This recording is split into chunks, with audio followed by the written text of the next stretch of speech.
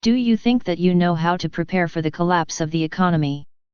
If so, are you putting that knowledge into action? In America today, people are more concerned about the possibility of an economic collapse than ever before. It has been estimated that there are now 3 million preppers in the United States. But the truth that nobody really knows the actual number, because a lot of preppers keep their prepping to themselves. So what are all of those people preparing for exactly? Well, survey after survey has shown that economic collapse is the number one potential disaster that preppers are most concerned about. Of course, that shouldn't be surprising because we truly are facing economic problems that are absolutely unprecedented. We are living in the greatest debt bubble in the history of the world. The global banking system has been transformed into a high-risk pyramid scheme of debt, risk and leverage that could collapse at any time, and wealthy countries such as the United States have been living way above their means for decades. Meanwhile, the United States is being deindustrialized at a blinding pace and poverty in this country is absolutely exploding. Anyone that is not concerned about the economy should have their head examined.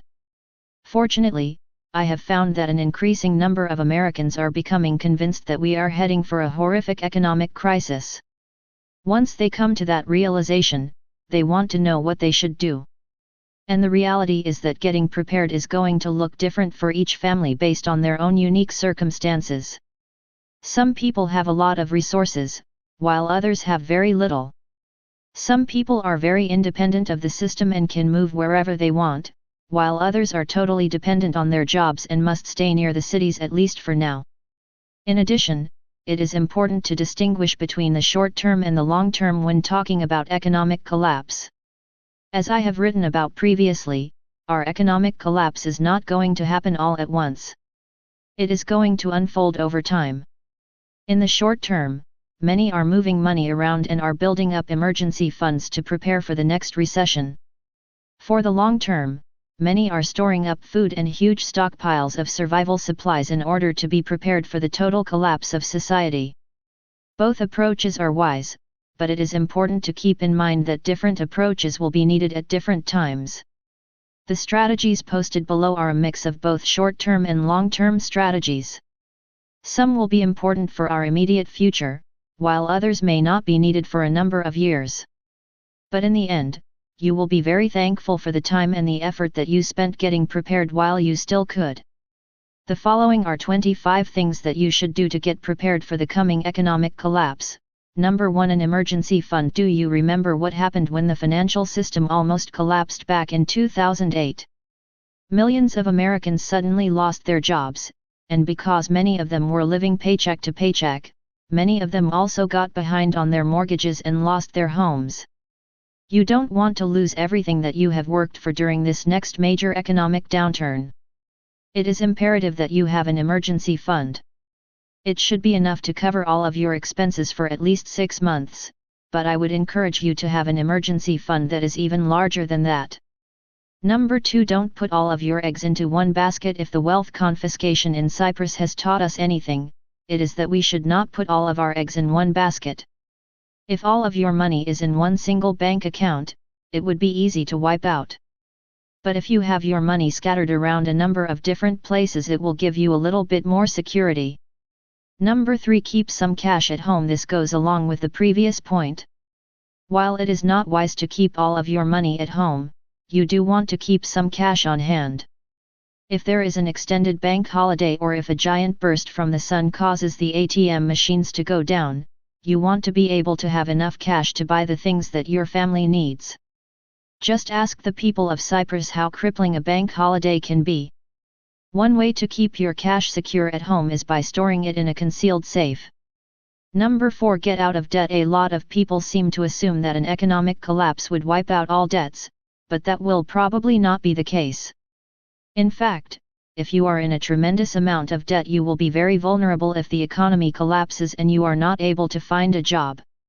Just ask the people who were overextended and lost their jobs during the last recession.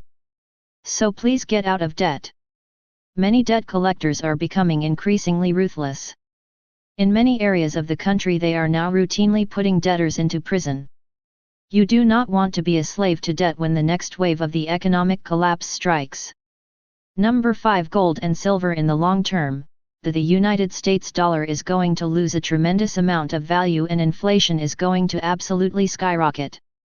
That is one reason why so many people are investing very heavily in gold, silver and other precious metals.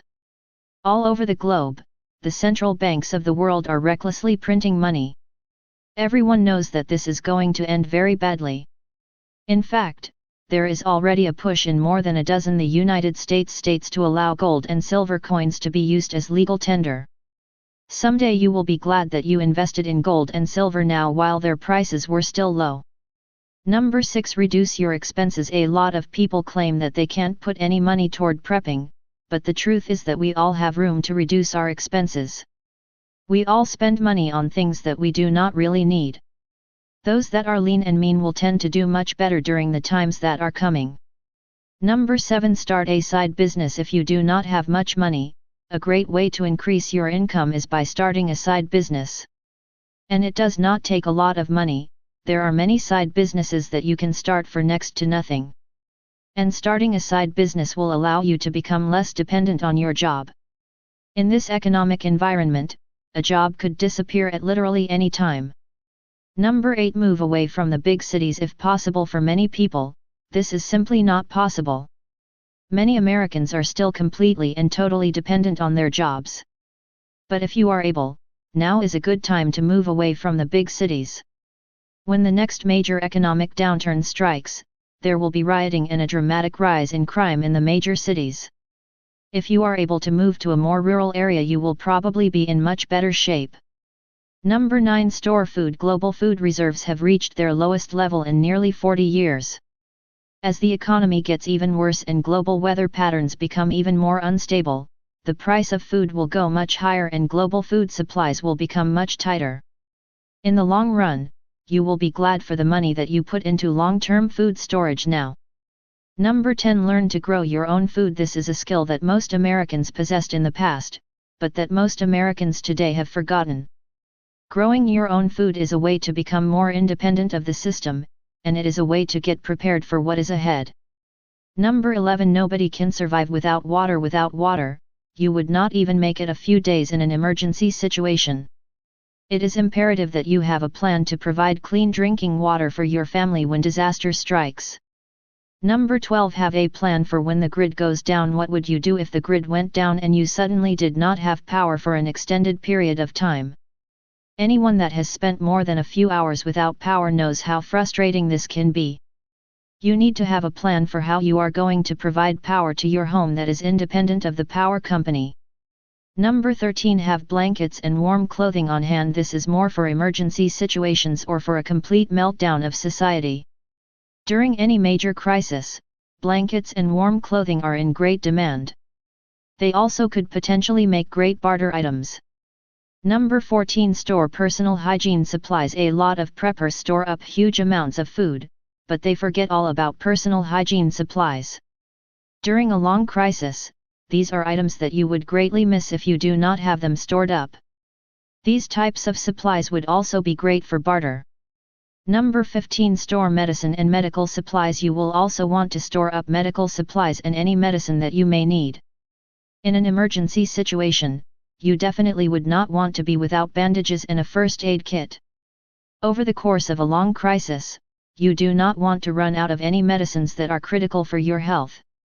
Number 16. Stock up on vitamins. A lot of preppers do not think about this either, but it is very important. These days, it is becoming increasingly difficult to get adequate nutrition from the foods that we eat. That is why it is very important to have an adequate store of vitamins and other supplements. Number 17. Make a list of other supplies that you will need during any crisis. There will be a lot of other things that you will need in addition to food and water. The following are just a few basic things that it would be wise to have on hand: an axe, a can opener, flashlights, battery-powered radio, extra batteries, lighters or matches, fire extinguisher, sewing kit, tools. This list could be much longer, but hopefully this will get you started. Number 18. Don't forget the special needs of your babies and your pets. Young children and pets have special needs. As you store supplies, don't forget about the things that they will need as well. Number 19. Entertainment. This may sound trivial, but the truth is that our entertainment-addicted society would become very bored and very frustrated if the grid suddenly went down for an extended period of time. Card games and other basic forms of entertainment can make enduring a crisis much easier. Number 20. Self-defense. In the years ahead, being able to defend your home and your family is going to become increasingly important. When the economy crashes, people are going to start to become very desperate. And desperate people do desperate things. Number 21. Get your ammunition while you still can. Your firearms will not do you much good if you do not have ammunition for them. Already there are widespread reports of huge ammunition shortages. The following is from a recent CNS News article. The run on ammunition has manufacturers scrambling to accommodate demand and reassure customers, as many new and seasoned gun owners stock up over fears of new firearms regulations at both the state and federal levels. Don't just assume that you will always be able to purchase large amounts of ammunition whenever you want. Get it now while you still can. Number 22. If you have to go, have a plan for what you and your family will do if you are forced to leave your home. If you do have to go, the following are some items that you will want to have on hand: a map of the area, a compass, backpacks for every member of the family, sleeping bags, warm clothing, comfortable shoes or hiking boots. Number 23. Community. One of the most important assets in any crisis situation is community. If you have friends or neighbors that you can depend upon, that is invaluable. The time spent building those bonds now will pay off greatly during a major crisis. Number 24. Have a backup plan and be flexible. Mike Tyson once said the following: "Everyone has a plan until they get punched in the mouth. No plan ever unfolds perfectly. When your plan is disrupted, what will you do?" It will be imperative for all of us to have a backup plan and to be flexible during the years ahead. Number 25. Keep your prepping to yourself. Do not go around and tell everyone in the area where you live about your prepping. If you do, then you may find yourself overwhelmed with visitors when everything falls apart. And please do not go on television and brag about your prepping to a national audience. Prepping is something that you want to keep to yourself, unless you want hordes of desperate people banging on your door in the future.